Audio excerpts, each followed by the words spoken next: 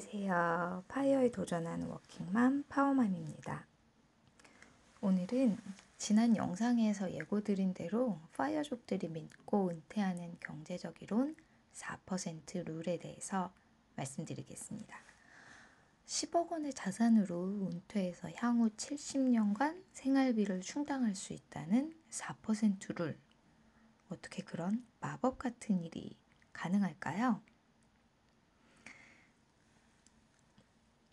지난번에 소개해드린 30세 은퇴한 훈남 미스터 머니 머스테치, 그리고 최근 유명한 밀레니얼 파이어족 그랜트 사바티에, 이 두 사람이 30세에 10억 원가량을 들고 은퇴한 데에는 바로 이 룰이 있는데요. 4% 룰. 이 룰에 따르면 30세 은퇴가 가능합니다. 파이어족의 이론적 기반으로 알려진 4% 룰. 도대체 어떤 마법이 숨어 있을까요? 4% 룰은 트리니티 대학교의 한 논문에 나왔던 내용이에요. Retirement Savings, Choosing a Withdrawal Rate that is Sustainable. 한국말로 하자면 은퇴저축, 인출률에 따른 지속성, 이 정도 되겠네요. 1998년에 나왔던 논문입니다. 미국 주식과 채권에 투자하고, 이게 오타예요. 펀드가 아니고 채권이네요. 매년 투자금의 4%를 인출을 해서 사용하면 30년간 원금 훼손되지 않고 이자만으로 살아갈 수 있다는 그런 내용의 논문이에요. 제가 논문을 직접 읽어봤는데요. 논문에서는 은퇴자금 100만 불을 투자해서 30년 후 잔액을 알아봤습니다. 1925년부터 95년까지 미국의 수익률을 기준으로 해서 적용을 했고요. 주식과 채권의 비중을 달리하면서 과거 수익률을 봤습니다. 주식 100%, 주식 75%, 채권 25%, 주식 채권 반반, 주식 25%, 채권 75%, 채권 100%, 이렇게 각각 5가지 케이스로 해서 투자를 했을 때 매년 4%, 5%, 6%를 인출했을 때 30년 후에 원금이 얼마나 남아있는지를 알아봤습니다. 이렇게 케이스를 봤을 때 주식과 채권을 섞어서 투자하고 4에서 5% 정도 인출할 때 가장 안정적으로 원금을 보존하며 지낼 수 있다는 결론이 나왔어요. 여기서 원금 100이라고 되어 있는 거는 원금 훼손이 전혀 없었다는 거고요. 추가적으로 수익이 얼마가 났다 이런 거는 자세히 나오지는 않았더라고요. 어쨌든 주식하고 채권을 적절히 섞어서 투자하고 매년 4에서 5% 정도 인출하면서 살아가면 30년간 원금이 그대로 보존된다는 거. 그래서 파이어족들이 1년 생활비의 20배 혹은 25배를 모아서 은퇴를 한다, 이런 얘기가 나온다고 볼 수 있겠죠. 이렇게 봤을 때 조금 신기하잖아요. 이해가 안 가기도 하고 어떻게 이런 일이 가능할까 궁금하기도 하고요.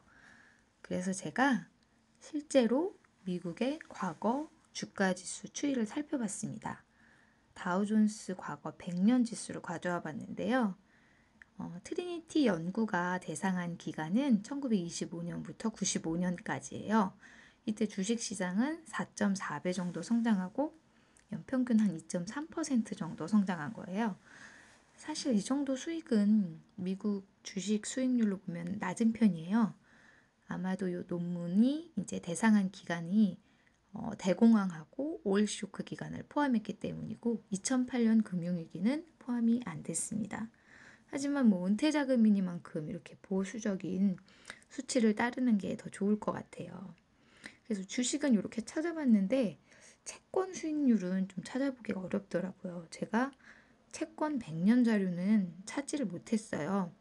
그래서 어떻게 하면 이제 주식하고 채권의 최근 수익률까지 알아볼 수 있을까 하고 좀 찾아보다가 제가 알고 있는 투자 관련된 사이트에서 시뮬레이션을 좀 해봤습니다. 자, 최근 30년간의 미국 주식 채권 투자 수익률을 알아봤는데요. 이 사이트는 포트폴리오 비주얼라이저라고 하는 그런 사이트예요. 백테스트를 하는 사이트고요. 파이어족들은 꼭 아셔야 되는 그런 사이트예요. 사이트 주소는 제가 링크해 드릴게요. 사용법도 나중에 한번 알아볼게요. 사용법이 어렵지 않습니다. 이 사이트에서 백테스트를 해보면 1987년도에 100만 불을 미국의 주식과 채권에 50%씩 투자했을 때 2020년 현재 수익률이 어느 정도 될까? 요걸 알아봤어요. 이렇게 투자를 하면 연평균 수익률이 자그마치 8.48%가 됩니다. 투자했던 33년 중에서 28년은 플러스 수익이 났고요. 5년은 손실이 났습니다. 마이너스 수익이 났습니다. 물론 금융위기 때는 이제 그 수익이 가장 낮아서 한 마이너스 16% 정도로 손실이 났었는데요. 이때 우리나라 주식시장이 1900포인트에서 1100포인트 정도로 거의 마이너스 40% 났거든요. 그거에 비해서는 미국의 주식과 채권에 같이 투자하면 어느 정도 리스크 헤지가 좀 되는 걸 알 수 있어요. 그렇게 해서 1987년에 투자한 100만 불은 2020년에는 자그마치 1478만 불로 14.8배가 됩니다. 대단하죠. 거의 15배 정도가 되는 거예요. 추가적으로 돈을 더 넣은 게 아니고 100만 불을 그대로 투자를 하고 빼지 않았을 때 이렇게 되는 거죠.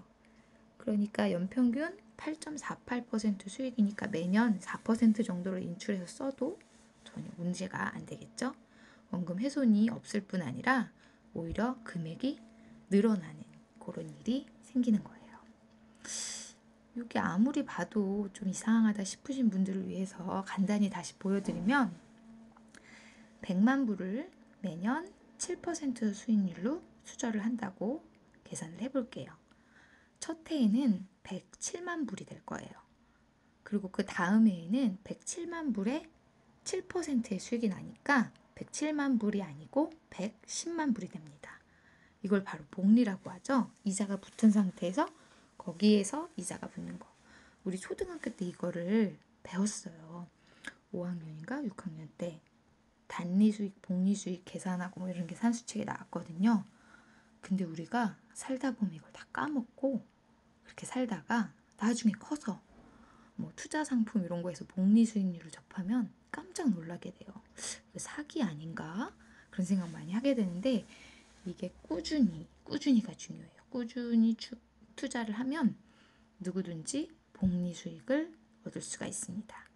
이렇게 10년간 투자를 하면 원금 100만 불의 이자가 97만 불이 됩니다. 연 7% 투자 수익이면 어떤 분은 되게 작다고 느끼실 거예요. 사실 우리가 주식 투자할 때 연 7%? 그러면 뭐 주식 대박 났다 이러지 않잖아요. 에이 안 하고 말지 뭐 이럴 수도 있고요.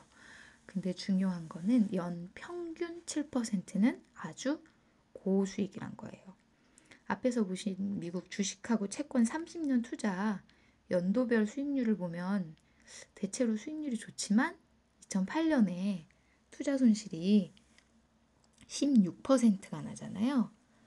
그러면 이때 투자를 포기하면 그냥 손실로 끝나는 거고 투자를 지속하시면 이런 연평균 7, 8% 수익을 내실 수가 있는 거거든요.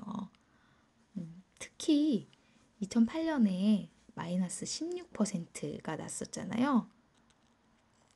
그랬는데도 이때 투자금을 빼지 않고 기다리면서 이른바 존버를 하신 분들은 다시 손실이 회복이 되면서 연평균 수익률을 유지를 할 수가 있어요. 근데 손실이 났을 때 그냥 빼버리면 우리의 투자는 손실로 끝나요.